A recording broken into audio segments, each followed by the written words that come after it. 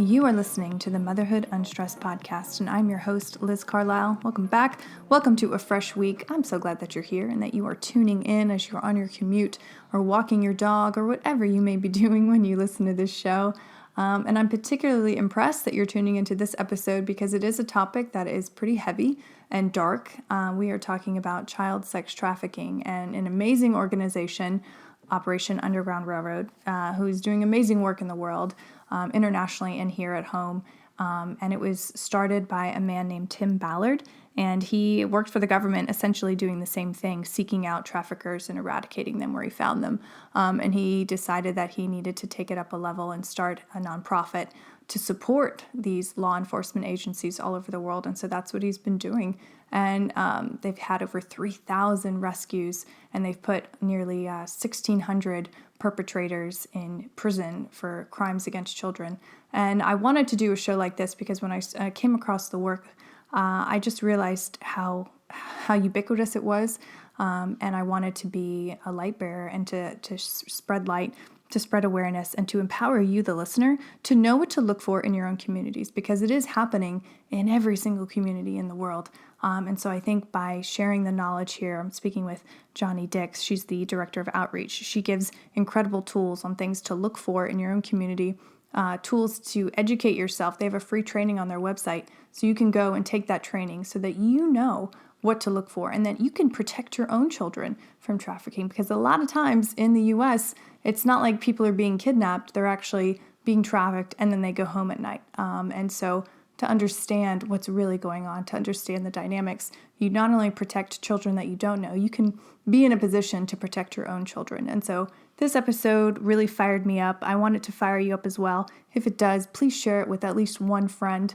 Get the word out, get the message out. Don't be afraid to talk about ugly stuff, because when you talk about it and you know about it, you can actually fight it and stop it. And so that's my mission here today, and I hope that it becomes yours as well. Enjoy the episode. This episode is sponsored by Motherhood Unstressed CBD. You can pick up your organic, third-party tested CBD in stores around the country or at motherhoodunstressed.com. Welcome to the show. I am so excited you're here, so excited to talk about this incredible organization, what you're doing in the world. So welcome. Thank you. I'm excited to be here. Yeah, so jumping right in, talk to us about the genesis of Operation Underground Railroad. When did it start? How did it start? Give us the origin story. Yeah, so our founder, Timothy Ballard, used to work for Homeland Security in the Sex Crime Task Force, basically doing kind of similar to what we do as a nonprofit, and that was in December of 2013. And through his work, he realized that there was more that could be done to support what's already being done through law enforcement and government agencies by leaving and starting a nonprofit that heavily supports them in rescuing children that are being trafficked. So he had the courage right before his pension was about to, he was about to receive a pension, and there were so many risks that he took, but he just knew it was so important. And he gathered some of his closest friends at the time and said, we need to do this. And I, crazily and surprisingly, started what is now known as Operation Underground Railroad. And what we do is we heavily support law enforcement and government agencies and finding children that are being trafficked and then putting them on a path to recovery through aftercare, through well-vetted aftercare facilities that our aftercare directors goes in and vets and supports. Wow, I would imagine too, it's kind of a tricky relationship to build, with law enforcement, with government agencies. How does a nonprofit massage those relationships so that you truly are working together and no one's stepping on anyone else's toes or interfering with their investigation? How does that even work? Right. I think a lot of it comes through trust and building relationships, letting them know that we're truly here not to take over what they're already doing. We already understand the limitations that are placed on them as an agency, whether that's funding or resources or whatever. We understand, especially those that work in operations understand those limitations. And we're here to but to support them in what they're already doing. We're not here to take over. We understand our role. We understand our purpose. And we want to make sure that we allow them to continue doing what they do so well. And we do that, through support. I think that's the best way where we're not stepping on toes is everybody understands their roles. And through relationships, we create that collaboration. So what would be an example of the support that your organization gives? What do you do specifically? Specifically, yeah. So we don't go into detail on it specifically what we do just because of the high sensitivity of how we support, but I can tell you in general terms. So how we would, what it might look like is we are invited in. We never want to impose. We never want to throw our agenda on anybody. We don't have an agenda. We want to be invited in. So if a local law enforcement who is dedicated to fighting human trafficking but has a bandwidth issue or maybe a resource issue or a funding issue, our director of operations sits down with them and says, what are your holes? What can we do to support? So for some, it literally may be, we just don't have the funding to fight this. And maybe they need more manpower. And so maybe we help them provide manpower or funding for something specific. Another is through training. Maybe they're saying, we know this is a problem in our area, but we don't know enough about it. Human trafficking is something that's been talked about, but not really. It's something that is finally a light is being shed on it. And so a lot of agencies are like, we know it's here, but we don't know what to look for or what to do. And so we come in and we'll provide training for them specifically for their area that will help them feel empowered to combat this in their own area.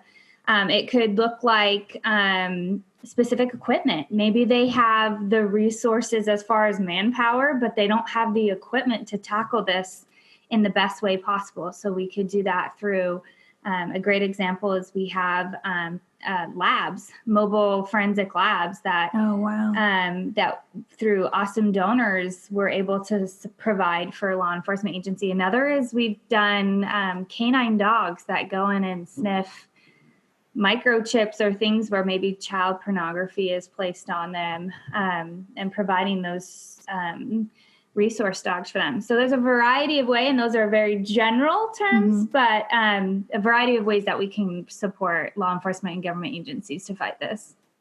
That's amazing. And I take from just doing the research I did for this episode is you guys are all over the world. I mean, you're tackling this on every continent, it seems like. Is there one area of the world that you're spending more time in? Is there one area of the world that needs help the most, or is it just everywhere? Human trafficking literally is everywhere. In every neighborhood, in every city. Obviously, we want to be as many places as we can be. We're in 24 countries and I believe 24 domestic states right now, and want to continue to expand. It's everywhere. It really is everywhere. There are areas that may be more highly concentrated. Southeast Asia is a really good example, and we spend a lot of time there. But it honestly is a global epidemic or a pandemic. It would be considered. It's everywhere, and we want to be everywhere. Obviously, there's bandwidth for us as well, but that's our goal, is to be wherever we're needed to be in order to fight it. Yeah. And I'm broadcasting from Atlanta. Obviously, Atlanta is a hotbed of trafficking and slavery. A lot of people come through the Atlanta airport and then are, put into other states. For the listener, is there something that we can look for just in our own communities that would give us a tip off that something's not right? This could be an issue, because from what it sounds like, it's everywhere and people are just going about their daily business with no clue that this is even happening. So what can someone look for? Yeah, I remember when I was first introduced to human trafficking, I had been working at a rape crisis and domestic violence shelter, and someone introduced it to me and I didn't know what it was. And I feel really bad now because I realized some of those people that we had worked with were being trafficked, and I just didn't even know what that term meant. And so one of the best things that anybody can do is to take just a very basic human trafficking training. You know, it's to look and to identify that it is happening everywhere and that traffickers target vulnerable populations. So thinking about what that looks like. One of the best advices that I was given when I first started to come to understand human trafficking was to trust your gut. If you see a situation where you are looking at a relationship, maybe between someone of superiority and maybe a teen that just kind of feels off, trust your gut, report it. There's numerous things. And the hard thing about human trafficking, which is your question was, what's something that could tip us off, is it may look like, you know, an abusive situation or another type of situation. And so you really have to pull as much information as you can together to determine what you're watching and what you're seeing. Domestic minor sex trafficking, I would say, is probably the most common type of trafficking that we have here in America. So understanding what that looks like, that's kids being groomed by somebody, a trafficker or a pimp, that their interest is to coerce or force or fraud them into performing commercial sex acts. That is the most common type of trafficking that we see in America. And how does that look? It literally could look like a teenager sitting at a park who's lonely and whose family is going through a situation that's hard and she feels lonely, and someone comes up to her and becomes and starts to really understand her and groom her and wants to be her friend and wants to get to know her, and he's going to make her feel like $1 million, and he's going to provide her with things, and he's going to be her prince, and or make her feel whole or complete again. And she finally feels that she's wanted and loved, and that hole is being filled. And then all of a sudden he says, but you're going to have to do this for me. And then she's caught in this situation of slavery, really. Mm-hmm. And so teaching our youth and looking for vulnerable youth that may be prey to a trafficker. They know what they're doing. They understand. I would say that's the most common type that happens here. It's not the kidnapping, though that does happen. It's not the most common type. The most common type is a boyfriend figure or a superior figure taking control and advantage of a vulnerable individual, whether that's a youth or an adult. Right. And so I like that you mentioned it was usually vulnerable populations. That could mean, immigrants. Is that what you're saying? Or just poverty? So it could literally mean, it could mean immigrants. It could mean those in poverty or uneducated. It could mean those that are lonely, like teens that, like I said, people that are lonely and looking for something. It could mean the LGBTQ community. It could mean those that are at risk of so many variety of things. So think about, I think the most, at least in my personal experience, I think the most common type is somebody that is missing something, which isn't that kind of a scary phrase, because we're all missing something, and somebody else comes in and tries to fill it. And through, grooming techniques, then gets to the point where they're in control of that person. Really, it can happen to any age, ethnic background, socioeconomic status. But it's a broken family is an individual that is needing somebody, right? And so that would put somebody in a vulnerable state. And that's why I think human trafficking can be frightening, because I think we're all broken in some way. And unless we're teaching and educating people, especially our youth and our kids, what to look for, they may not even understand that they're being trapped in this. It could be a friend at school that is involved in trafficking and pulls them in. So yeah. And I would think too, with technology and social media, it's a lot easier for things like this to happen. Even if, someone is not in a room with someone else, they could be using images from a younger person. Does your organization consider that type of thing trafficking as well? Absolutely. Okay. Yeah. So talk to us a little bit about that. Yeah, so I think one of the best things we can do today is helping everyone understand internet safety. There are so many situations, you'll hear it on the news all the time, where um, someone meets someone online and then they go find them, and then all of a sudden they go missing, right? The thing that's so interesting is that when you initially go missing, they don't necessarily identify you as a human trafficking victim, but they identify you as a missing person.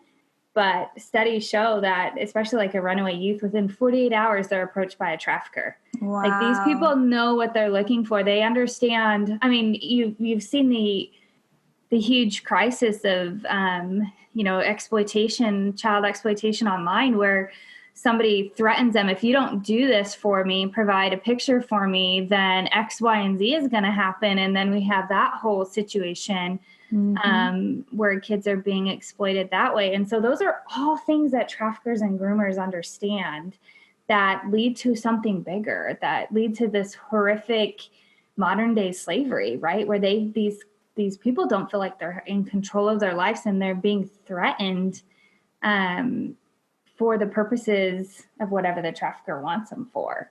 So internet safety is crucial, like social media, parents understanding the dangers of it, and understanding the risk. I think one of our articles on our blog, Tim Ballard basically says, you hand your child a smartphone, you're handing them a perpetrator. And unless you're teaching them how to use the tool responsibly, and if they're not mature or ready enough to use the tool responsibly, they really shouldn't have it. It's like, I think he said, it's like sending them out to a street of brothels and saying, good luck. And if we haven't empowered and even everybody, I mean, if we're not empowered, we could be caught in a trap that could be very dangerous for us. Right. And that's why, like, having this show was so important to me, to educate the listener, which, for the most part are women and mothers who, want to do the best for their children, but they might not even have the awareness or the wherewithal to say, like, oh, I didn't even know that this was a possibility. I need to be more on the ball. And this is actually happening in my town, most likely. So I'm just so glad that you're here to talk about that. But talk about some of the success stories of Operation Underground Railroad. I don't want this to be all doom and gloom. I just want to, educate and empower the listener, but also, let's inspire a little bit too. What's some of the good stuff you guys have accomplished? Yeah, I think the biggest thing, and it is so true, that trafficking is so dark, and it is such a dark place to sit in. But the best way we can expel that darkness is by spreading light, right? Like, as soon as light comes into a room, darkness is asked to vanish, like it's told to vanish. And so with O.U.R, that is our whole purpose, is to shine that light on the global epidemic of human trafficking. And through the years of being in an organization, we've just recently had our 3,000th rescue. We're up to 3,097 rescues. Now, that number is just a number, but when you think of that as a child, as a person, that is a huge number that has allowed a child their freedom and their safety and their security back. So that is something that can be celebrated. And imagine, it's just not that one person that you're rescuing. Imagine rescuing one child, the effect that has on generations to come, and also their family or people that know them as well. So that's something huge to be celebrated. And that comes from shining the light. That comes from everybody that's taking a stand against trafficking. That, as an organization, it came from all of our supporters and donors and people that are talking and educating themselves about it. The other thing is, I think we've had about 1,600 perpetrators behind arrests that have happened behind bars. Now, and the number of victims for one perpetrator, I can't remember the exact number, but it's astronomical. Yeah, those that they hurt and harm. So getting one person behind bars isn't just one arrest. That's 100 to 200 children that are going to be saved from exploitation. And so that's another thing to be celebrated, is that these people that are harming children and harming our youth and even adults are being put away so they can't do that anymore. And that, again, comes from those collaborations with law enforcement and government agencies, because we can't do that. We don't have the jurisdiction to do that, but we have the support to do that. And that's another thing to be celebrated. And again, when you just think of that the child as an individual, I think that's our biggest thing we can celebrate is the gift of freedom. I can't think of anything greater. Yeah. And I think that it's crucial too that you do that processing as well with vetted organizations who are helping them transition back and heal and process what they've been through. Because I mean, you talk about PTSD. I mean, they must be suffering from that. I can't. I mean, I can't even imagine the healing process that needs to take place after being trafficked. I mean, I've sat with numerous individuals that have had just horrific situations happen to them, and the healing process is long and it's hard and it's difficult, but it can begin. And through those well-vetted aftercare facilities, these kids are able to actually look for a future, because you can imagine hope is no longer there. After you're being abused continually, that hope leaves. And imagine their thought process of what humankind is like. But through loving and kind and generous people that run these aftercare facilities, that light of hope is ignited, and then they start believing in themselves again, and then they start realizing I can make my own future. And so that aftercare process is absolutely essential for them and for all of us. It's crucial to get them back on the road to recovery, which, as you said, is probably so difficult and so hard. But our aftercare director does a really good job at making those kids feel loved and valued and important, and their true identity, who they really are. That's amazing. I love it. So if there were one great takeaway that you would want to leave the listener with today, what would that be? I think the biggest takeaway that I have for people is that we all have a moral responsibility to do something about fighting human trafficking, because it affects everybody. And that can look like so many different things. There's so many wonderful, great causes out there that I'm not pulling from any of them, because we're all needed in all of those things. But we can all do something in our own sphere of influence and in our own power and ability, whether that's just becoming educated ourselves, right? Like learning, like we have a training online that takes an hour. Just take the online training, learn about what it looks like and what you can do if you find out about it or you see it. Another thing, if you feel compelled to donate towards causes like Operation Underground Railroad that actually are in the trenches fighting for these children. 40% of our rescue operations are funded by people that give $5 or more a month. And we call those our abolitionist club. I recently saw the movie Harriet that came out, and I just want to say, like, there's a scene where you walk in, Harriet Tubman walks in, and there's a circle of men and women and people of all ages and colors and different socioeconomic status. And they're there and they're like, this is the Underground Railroad.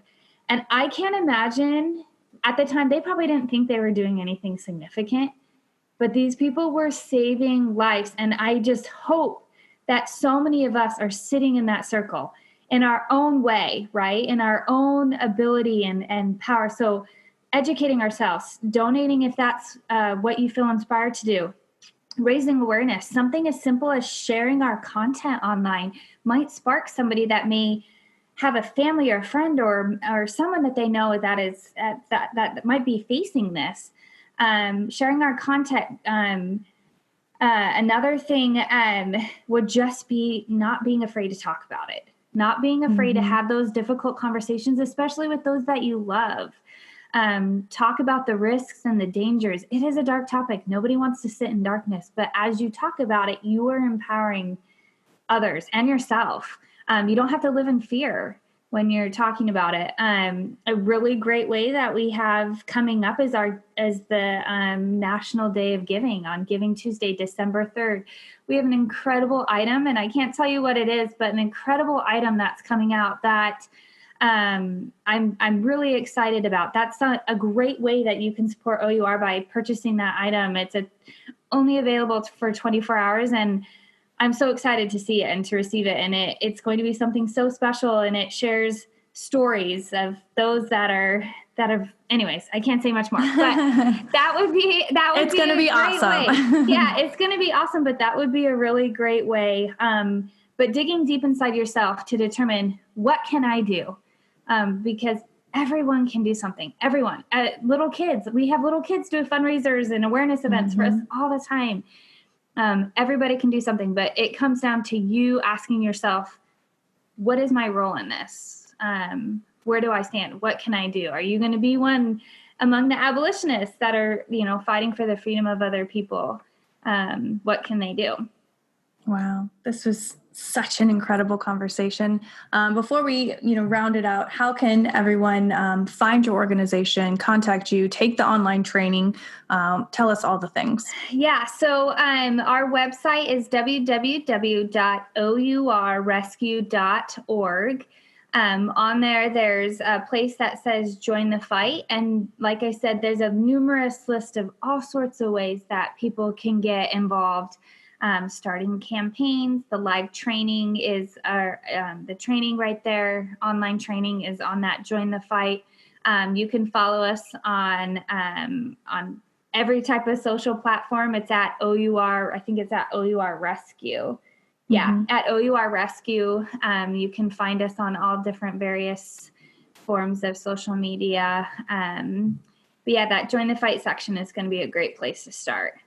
I love it. Thank you so much. Thank you for the work that you are doing individually and as a whole through this organization. I literally had chills throughout the whole interview because I fully believe and want to help in my own way. And the listener I know feels the same way. So thank you for sharing your light and thank you for spreading the light in the world with the work that you do. Thank you for having me. You have been listening to the Motherhood Unstressed podcast, and I'm your host, Liz Carlisle. If you found any kind of value out of this conversation today, please share us on your Instagram stories, tag us at Motherhood Unstressed, and hit those 5 stars. It literally takes 5 seconds to do that, and you will feel so good for giving back to the show if we have given anything to you. Have a great week. Love you guys.